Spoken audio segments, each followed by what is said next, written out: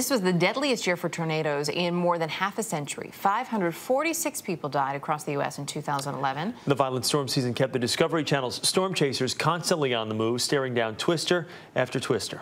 Careful, Joel. Got it.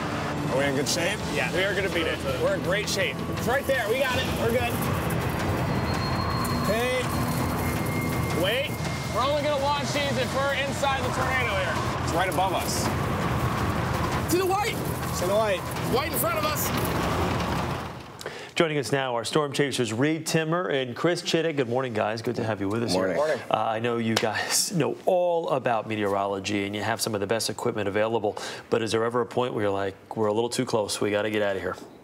It happens quite a bit, especially during the April 27 outbreak this year, and you had EF4, EF5 tornadoes on every storm, and that's, an EF5 tornado is something that we don't want to intercept because it can, many times even scour the ground, dig a 2-foot trench in the ground, and that's something that even our vehicle, the Dominator, couldn't stand up with. So and do you feel like when you get to that point, obviously you get close to that point and you have to make the decision while you still have enough time to get out of harm's way. Have you ever, cut it a little too close?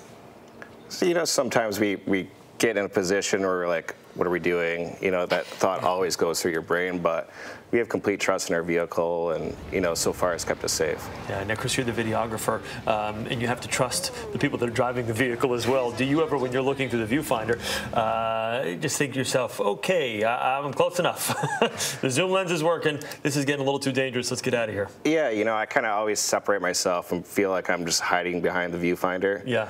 So it feels like I'm not there. Yeah, but you like to push the envelope, though. I do. I like to push the envelope. Like I said, we have complete trust in the vehicle. I like to get closer and closer, and it's, all in the name of science. A lot of people look at this and say, why would you do this? Yes, there's an adrenaline rush. Yes, there's a thrill to it. But there's also a lot of science that brought you into this, and you're doing important research.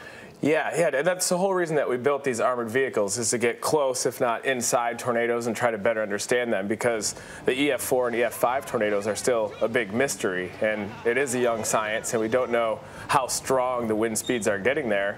And I just came from a 3M Young Scientist Challenge, and these kids are so excited about meteorology, and we're trying to inspire them because they're the people that are going to take the data that we collect and then try to better understand tornadoes, input that data into computer models, and try to see just how strong the wind speeds get right near the ground. Are we getting closer to being able to not only forecast but predict where these storms are going to pop up a little bit better as far as advanced warning systems? We talk about some of the massive tornadoes from this past year in Joplin and in parts of Alabama that they didn't have fair warning. Are we getting any closer to warning people a little bit better? We are getting better, and the storm chasers out in the field serve as the eyes underneath the storm, relaying those reports to National Weather Service forecasters and local media.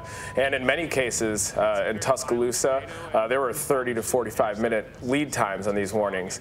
Joplin, on the other hand, spun up really fast, and the warning wasn't quite as extensive, but we're getting better, and people need to heed the warnings, because if they don't take the warning seriously, then that's really where a lot of the loss of life happens. Was this one of those seasons, though, kind of one of these rare tornado seasons where you saw a lot pop up and you were like, wow, this is a lot bigger they're getting bigger and they're getting more powerful than what we've experienced in the past? Yeah, this season was unprecedented. In April, there were almost 900 tornadoes. It was the most active April in recorded U.S. history, and the second place was 263 tornadoes during April of 1974. So that's almost a factor of 2.5.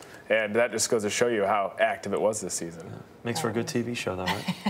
Yeah, and an increasing awareness for what these storms can do. Yeah, and as you say, so important to heed those warnings, because some people can get warning fatigue. So it's a great point as well. Chris Chittick, Timmer, great to have you guys with us. Thank you. Stay safe out there. Always. Like you've never heard that before. The Dominator. Thanks, guys.